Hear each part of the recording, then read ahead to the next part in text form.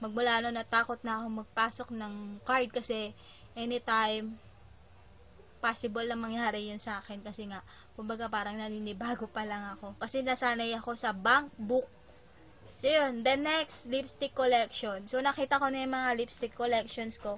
And ngayon, medyo kumonti na siya kasi yung iba, tinunaw ko na. Kasi yun yung turo sa akin na kailangan tunawin yung lipstick para yung space nung box ko lumuwag. Tsaka kasi pagka yung lipstick na ganyan, di ba kahaba, pag inipon-ipon mo siya, ang sikip niyang tignan. Tapos if ever naman na meron kang box na maliit na ganyan, tapos ilan yung hati nun? 8, 4 na ganyan. So sa isang box na ganon, yung lagayan ng medicine box, 8, isipin nyo, 8 lipstick magkakasya na doon, diba? So yung iba kong lipstick, doon ko na lang ginamit. Kaso yung iba ko lipstick, hindi ko na siya di ko masasabi yung kung anong shade kasi yung iba galing yun ng Avon. Tapos yung pinaglagyan niya, tinapon ko na. So yun, ang masasabi ko na lang sa inyo kung anong kulay, ganyan. Tapos yung iba dun sa Aido, na ang kauna-unahan ko lipstick ay yung Avon, then next yung Aido. So sa Aido, ang shade lang na meron yun, yung ABCD, mga ganun. Yun yung mga binibili ko dati nung nag-aaral ako. Tsaka lalo na nung nasa government ako, yun yung madalas kong binibili. Kasi, yun yung kasya sa budget ko. Hindi ako pwedeng bumili ng lipstick na 100 plus. So, ang meron lang ako na 100 plus na lipstick yung cotton candy na nabili ko siya dati nung umabot na siya ng 100 pesos, yung ganyan pa lang siya kalaki. So ngayon, hindi na siya ganun kalaki yung lagayan niya. Kumbaga, same na rin siya ng mga lagayan mismo na yung maliliit lang na lipstick na ganyan. Ngayon, 120 pesos na siya. So yun yung mga nabili ko dati. Hanggang doon lang yung budget ko sa lipstick kasi minomonitor ko nga yung mga gusto kong bilhin. Tsaka yung mga gusto kong bilhin, may mga bracket yun kung hanggang saan lang pwede ako bumili. Pero pagka 300 plus, meron ba 300 plus guys na lipstick? Hindi ko kasi alam if ever na meron. So if ever na meron na tig 300 plus na lipstick, hindi ako bibili ng ganon kasi ang budget ko sa lipstick, kung maaari, meron akong nagustuhan na tig 50 pesos, dun ako sa 50 pesos. Pag meron ako nagustuhan na tig 80, 85, dun ako sa presyo na yun. Kung maaari, hindi ako lalampas ng 100 or ng 150. Then sa foundation, hindi ako lalampas ng 300. Hanggat maaari, kung kaya ko siyang pagkasyahin sa 200, doon ako. So, ang gagawin ko, hinihintay ko na mag-sale. Ako naman, hindi ako automatically na, yung collection, yung makeup. Oo, gusto ko ng makeup. Pero, naiinis ako sa sarili ko kapag hindi ko siya nagagamit lahat tapos may expired lang. Sayang yung pera, sayang yung makeup. Tapos, pagka nagustuhan ko yung makeup, yung feeling ko maganda sa akin, bagay sa akin, yun at yun yung ginagamit ko. Ako kasi, hindi ako yung nagpapalit araw-araw ng makeup, ng lipstick, gano'n.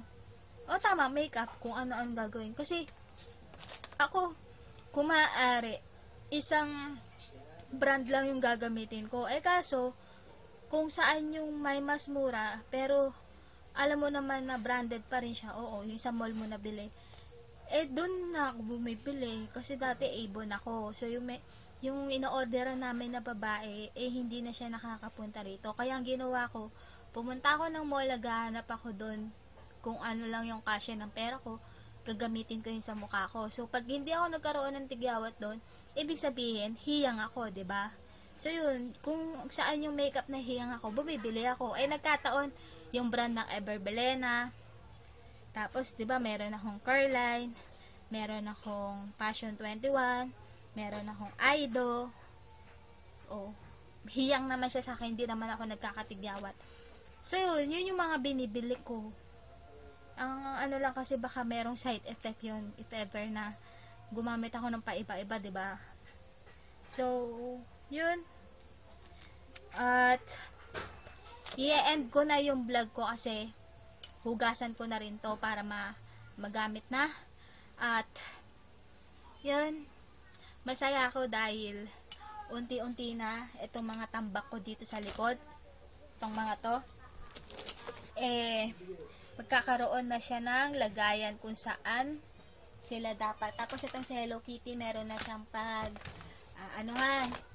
paglalagyan. Tsaka, ang plano din pala nila doon, papinturahan yung kwarto, yung bahay. So, yun. Ang magiging kulay na ng kwarto ko, kulay pink. Ang saya. So, umpisahan ko na. At hindi ako tinatamad magtrabaho araw-araw. Pagod man ako araw-araw. Basta importante makita ko na yung mga ginagawa ko, yung pagod ko nandoon. So, itong mga pink na to, itong mga nakikita nyo, tsaka lalo na itong mga spoon na to, kaligayahan ko tong kulay pink.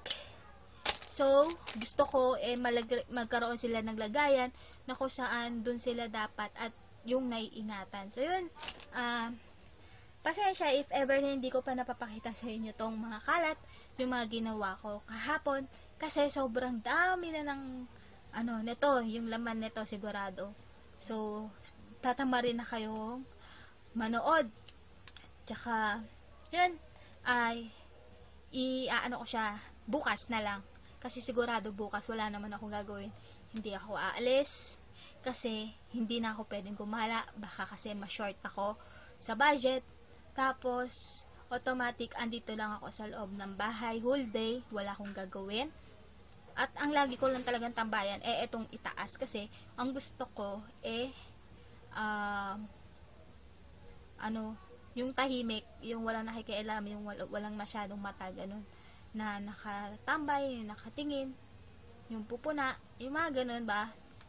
So, lagi lang ako nandito sa taas. Pati yung kapatid ko, lagi lang din nasa taas kapag wala siyang pasok. Ganun kami, hindi kami yung gumagala kung saan-saan. If ever man na gumala kami, naka-schedule na yun ng, yung matagal na siya naka-schedule, yung alam na rin ni na mama kung saan kami pupunta. Yun. Pero yung gala na biglaan, hindi kami ganun. So, if ever naman na meron pa rin biglaan, nagpapaalam pa rin kami kung saan pupunta, kung saan yun, kung hanggang anong oras sa abot.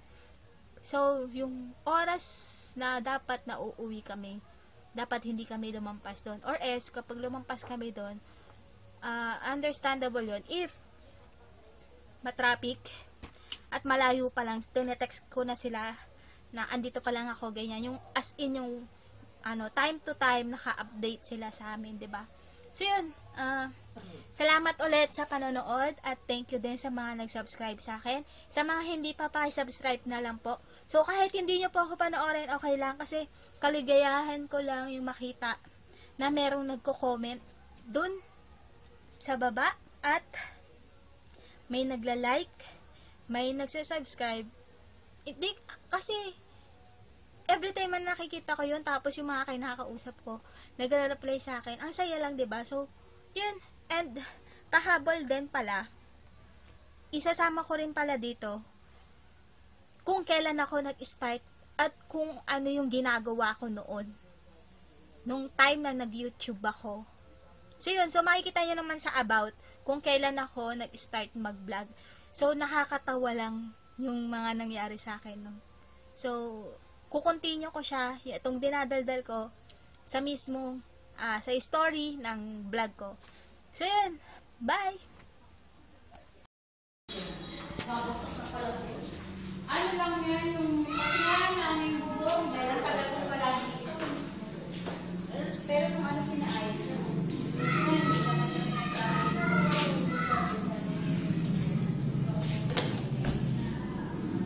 Ayan, nasa likod.